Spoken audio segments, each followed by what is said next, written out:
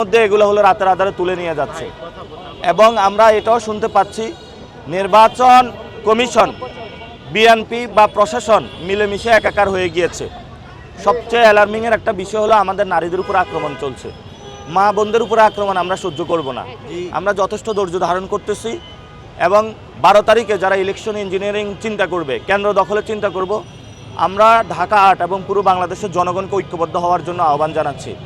কেন্দ্র দখল যেই করতে আসবে তার হাত পা দুইটাই ভেঙে পিলারের সাথে বেঁধে রাখবেন, কারণ আমরা একটি নতুন বাংলাদেশ চাই। নতুন বাংলাদেশে আমরা কেন্দ্র দখল চাই না এবং 15 বছর ভোট দিতে পারি নাই, আমি নিজেও প্রথমে এবার ভোট দিব।